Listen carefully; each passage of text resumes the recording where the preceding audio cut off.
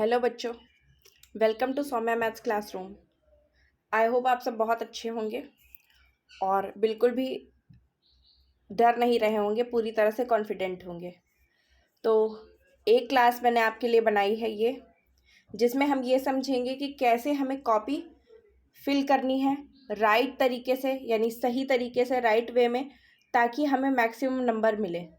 अगर आपने कॉपी सही से फिल नहीं की है तो वो चेक ही नहीं होगी और आपके नंबर पूरे के पूरे कट जाएंगे। अगर कहीं से भी गलती से भी जो एग्ज़ामिनर है वो अगर आपकी कॉपी को पहचान नहीं पाया, क्योंकि उसे ये नहीं पहचानना कि आपकी कॉपी है, क्योंकि उसे क्या मतलब है कि ये किसकी कॉपी है। पर अगर आपका रोल नंबर सही नहीं भरा है तो आपकी कॉपी चेक होने के बाद भी आपका रिज़ल्ट सही नहीं आएगा। तो इसलिए चलिए हम जल्दी से देख लेते हैं, छोटे से वीडियो में ये समझ लेते हैं कि हमें कैसे कॉपी को भरना है। ठीक है, और स्पेशली ये वीडियो उन बच्चों के लिए है जिनको क्लास 10th का एग्ज़ाम देना है, क्योंकि उन्होंने इसके पहले कभी भी बोर्ड की कॉपी को ना ही देखा होगा और ना ही उसे फिल किया होगा। तो चलिए जल्दी से स्टार्ट करते हैं। आप देख रहे हैं सामने एक डेमो कॉपी को मैंने ले रखा है आपके सामने। अब इसी में हम समझेंगे कि हमें क्या क्या चीज़ें इसमें भरनी है। देखिए, एक तरफ तो आपको ये पोर्शन जो दिया है इससे आपको कोई भी लेना देना नहीं है, क्योंकि ये पोर्शन जो है ये आपके जो टीचर होंगे उनके भरने के लिए है।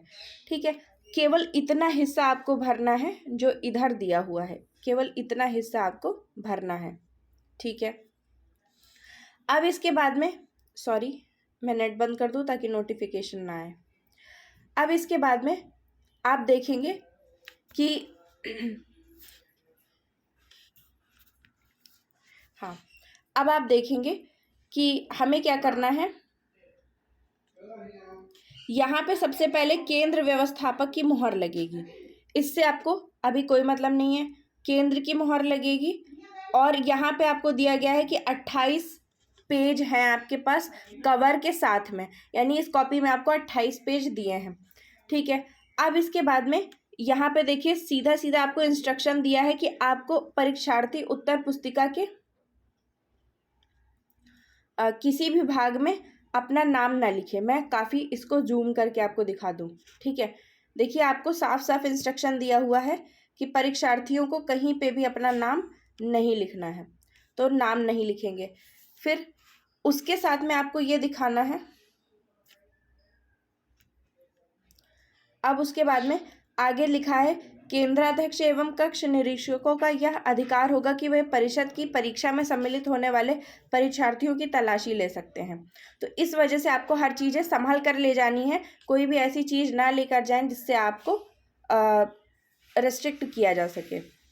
फिर निम्नलिखित क्रमांक 1 से 6 तक की पूर्ति परीक्षार्थी स्वयं करें। अब आप सीधा ये देखिए कि यहाँ पर क्या भरना है। ठीक है, और हाँ, ये आपको ध्यान देना है कि उत्तर पुस्तिका का प्रयोग करने से पहले परीक्षार्थी को ये भी देखना है कि यह वही वर्ष परिच्छेदित है जिस वर्ष में वह परीक्षा दे रहा है, यानी वही साल उसमें लिखा हुआ है, वही उसी ईयर की वो कॉपी है जिसमें आप एग्ज़ाम दे रहे हैं। तो आपके में क्या है, 2022 लिखा होना चाहिए। ठीक है, अब आप देखिए, अब यहाँ पे परीक्षार्थी का अनुक्रमांक। अब अनुक्रमांक यानी कि आपको अपना रोल नंबर डालना है।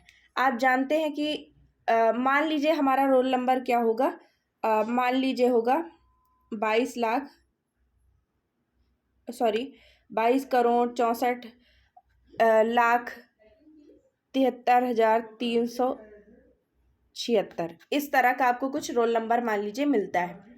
फिर उसके बाद में आपको अपना अनुक्रमांक शब्दों में डालना है, तो इसे छोटा छोटा और साफ लिखिए। ऐसे आपको लिखना है हिंदी में पूरा का पूरा, 22 करोड़, सॉरी राइटिंग अच्छी नहीं बन रही है, 64 लाख, इस तरह से आपको लिखना है। यहाँ पे जगह कम है इसलिए मैं आपको लिख के नहीं दिखा सकती, पर आप समझ गए होंगे कि बिल्कुल हिंदी में आपको इस तरह से लिखना है, 22,64,73,376, इस तरह से। फिर अगले में हमें क्या देखना है, विषय एवं प्रश्न पत्र। ठीक है, तो विषय मान लीजिए जैसे आप कल का पेपर की कॉपी भर रहे हैं तो विषय आपका क्या होगा? हिंदी होगा। प्रश्न पत्र का मतलब ये हुआ कि जैसे पहले फर्स्ट पेपर सेकेंड पेपर होते थे, अब तो खैर आपके सभी पेपर एक ही एक होते हैं। पहले जब हमने एग्ज़ाम दिया था तो फर्स्ट पेपर सेकेंड पेपर होता था। तो हिंदी प्रश्न पत्र फर्स्ट या प्रश्न पत्र सेकेंड इस तरह से भरना होता था। ठीक है। फिर प्रश्न पत्र पर अंकित संकेतांक, आपके प्रश्न पत्र पर सबसे ऊपर एक कोड दिया होता है, आपने देखा होगा, जैसे कि ऐसे लिखा होता है CA, या कहीं पे लिखा होता है AB, और आगे एक आध कोई नंबर भी होता है जैसे 15AB, इस तरह से। तो इसको आपको यहाँ पर भरना होगा, वही चीज़ आपको यहाँ पर फिल करनी होगी। ठीक है। तो उसके बाद में फिर आप अगली लाइन में देखते हैं कि आपको क्या भरना है, परीक्षा का दिन भरना है।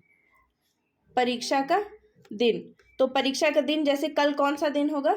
गुरुवार होगा, तो आप लिखेंगे गुरुवार। अब ये चीज़ें भरने में ध्यान दीजिएगा, क्योंकि अगर आपने डेट या टाइम डेट या फिर दिन गलत लिखा है तो ये भी मान लिया जाएगा कि क्या आपकी कॉपी पहले ही लिख दी गई थी या बाद में लिखी गई थी। तो इन चीज़ों को ध्यान से भरिएगा। परीक्षा की तिथि एवं पाली, अब जैसे परीक्षा की तिथि एवं पाली है तो कल क्या है? 24 मार्च है, तो आप यहाँ पे 24/03/2022 और उसके बाद में कॉमा लगा करके पाली क्या होगी, जैसे हाई स्कूल वाले हैं तो वो लिखेंगे प्रथम, और जो 12th वाले हैं वो लिखेंगे द्वितीय। ठीक है, यानी हाई स्कूल वालों का पेपर जो है वो प्रथम पाली में या फर्स्ट जो आपकी मीटिंग होती है, और उसमें जो 12th वाले हैं उनका सेकेंड मीटिंग में। फिर केंद्र का नाम, आपके केंद्र का जो नाम हो, अब केंद्र का नाम आप ध्यान देंगे कि आपको अपने स्कूल का नहीं नाम लिखना, आपको परीक्षा केंद्र का नाम लिखना है।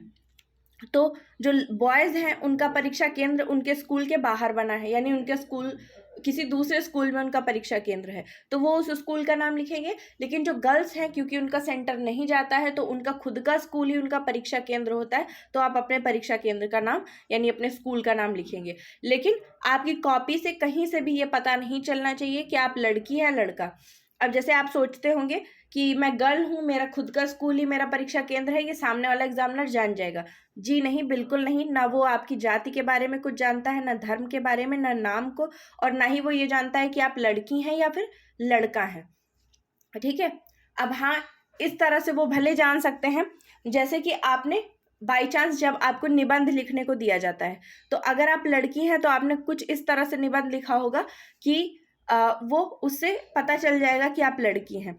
तो बाकी सारी किसी भी चीज़ से वो नहीं जान सकता है, और आप अगर चाहें तो अंदर का कंटेंट चेंज कर दें तो तब भी वो ये नहीं जान पाएगा कि आप लड़की हैं और आपने लड़कों की तरह से निबंध लिखा है। ठीक है। अब इसके बाद में इतना भरने के बाद यहाँ पर आगे आप देख रहे हैं कक्ष निरीक्षक भरे, यानी ये चीज़ है जो ये आपको नहीं भरनी है, आपके जो कक्ष निरीक्षक होंगे उन्हें भरनी होंगी। ठीक है। लेकिन आपको ये ध्यान देना होगा कि कक्ष निरीक्षक ने इन चीज़ों को भरा है या फिर नहीं। तो वो परीक्षा कक्ष संख्या लिखेंगे, कक्ष निरीक्षक का पूरा नाम व स्पष्ट हस्ताक्षर और दिनांक। तो आप ये चीज़ कंफर्म कर लें कि आपके एग्ज़ाम हॉल छोड़ने के पहले आपके जो कक्ष निरीक्षक हैं वो इस पर अपना हस्ताक्षर यानी आपकी कॉपी पर अपना हस्ताक्षर जरूर कर दें, क्योंकि ऐसा नहीं होने की स्थिति में आपकी कॉपी नहीं चेक होगी। तो आई होप मैंने पूरी चीज़ें बता दी हैं। आपने देखा कि आपको क्या क्या करना है। पहली बात तो आपको नाम नहीं भरना है, फिर अनुक्रमांक आपको अंकों और शब्दों दोनों में भरना है। एक बार शब्दों में भरने से पहले अपने टीचर से पूछ लीजिएगा, क्योंकि कई जगह पे क्या है, कई जगह पर अनुक्रमांक को जब शब्दों में भराते हैं तो इस तरह लिखाते हैं, जैसे 22,73,73,576 इस तरह। और कई जगह पर 22 करोड़ है तो उसको 22 को 2 2 7 6 5 4, वैसे मुझे ये सही तरीका लगता है, लेकिन बोर्ड एग्ज़ाम में इस तरीके को नहीं यूज़ किया जाता है। आप अपने टीचर से पूछ सकते हैं कि किस तरह से भरना है, तो वो खुद ही बता देंगे। थोड़ा पोलाइट वे में पूछिएगा, क्योंकि उनके ऊपर भार थोड़ा ज़्यादा होता है तो कभी कभी वो गुस्सा कर देते हैं। पर आप इन सब चीज़ों से बिल्कुल भी फ्रस्ट्रेट ना होइएगा, अपने पूरे के पूरे पेपर पर ध्यान दीजिएगा। और हाँ, मुझे इसी के साथ में बताना था कि आप अपनी पूरी कॉपी पे कहीं भी नाम ना लिखें। ठीक है। कई जगह पे कह दिया जाता है कि लास्ट में अपना रोल नंबर डाल दीजिए, कॉपी में अपना रोल नंबर डाल दीजिए या नाम लिख दीजिए। ये सब बिल्कुल मत कीजिएगा।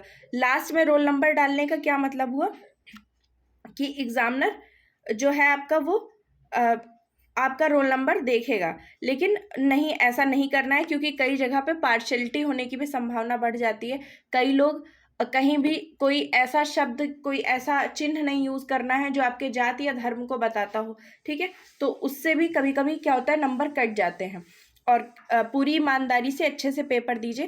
ध्यान दीजिए, आपकी कॉपी का ये हिस्सा भरा हुआ होना चाहिए, कोई भी चीज़ छूटी ना हो। साथ में कक्ष निरीक्षक के हस्ताक्षर जरूर करा लीजिए। फिर जब आप बी कॉपी या सी कॉपी लें, तो उसके पहले लेने के बाद में आप ये इंश्योर कर लीजिए कि आपने उसे भी इस तरह पूरा भरा है या नहीं, ठीक है। तो उसको भी इस तरह से ज़रूर भरिए, उसमें भी हर चीज़। ऐसा नहीं है कि सामने वाली कॉपी में भर लिया तो उसमें भरने की कोई ज़रूरत नहीं है, और उसमें भी आपके कक्ष निरीक्षक के हस्ताक्षर होने चाहिए, ठीक है। ऐसा क्यों किया जाता है कि अगर आपके कक्ष निरीक्षक के हस्ताक्षर नहीं है तो ये मान लिया जाता है कि हो सकता है कॉपी कहीं बाहर से लिख करके पकड़ा दी गई हो और उसी ग्रुप में रख दी गई हो। क्योंकि आपने कई बार सुना होगा बाहर चीटिंग हो रही थी, बाहर से कॉपियाँ लिख कर आ रही थी, तो इसलिए आपकी कॉपी पर जो आपका इन्विजिलेटर है उसकी सिग्नेचर होने ही चाहिए। फिर बी और सी कॉपी को टाइटली बाइंड कीजिए, ठीक है। टीचर आपको एक थ्रेड देंगे, एक धागा देंगे, उससे बहुत अच्छे से आपको नॉट लगा करके बांधना है अपनी कॉपी को, ताकि आपकी कॉपी सारी की सारी एक साथ रहें, एक साथ चेक हों और आपकी सभी कॉपियों का नंबर जुड़ करके आपके रिजल्ट में आए। ऐसा ना हो कि आपने बी और सी कॉपी पे मेहनत बहुत की हो पर आपने उसकी लूज नॉट बना दी हो और कहीं से भी वो कॉपी निकल जाए और निकलने के बाद में आपको केवल आपकी एक ही कॉपी के नंबर मिले, बी और सी कॉपी के नंबर ना मिले, आपकी पूरी मेहनत बर्बाद हो जाए। तो इसलिए आपको अपनी बी और सी कॉपी पे भी ध्यान देना है, उनको भी अच्छे से फिल करना है, उनको भी सिग्नेचर करा के उसके बाद में ही यूज़ करना है, ठीक है। तो आई होप आपको ये वीडियो बहुत पसंद आई होगी और आपके लिए बहुत यूज़फुल रही होगी, स्पेशली क्लास 10th के बच्चों के लिए जिन्होंने कभी भी अभी इस कॉपी को नहीं भरा है और नहीं देखा है। तो अगर आपको वीडियो पसंद आया हो तो इसे ज़्यादा से ज़्यादा लाइक करें, चैनल को सब्सक्राइब करें, वीडियो को शेयर करें। आपके हर एग्ज़ाम, चाहे आप क्लास 10th का एग्ज़ाम लिख रहे हों या फिर क्लास 12th का, आपको आपके हर पेपर के पहले इस तरह के मोटिवेशनल और ऐसे वीडियो जो आपके एग्ज़ाम के लिए आपकी मदद कर सकते हैं आपको मिलते रहेंगे। तो तब तक के लिए बेस्ट ऑफ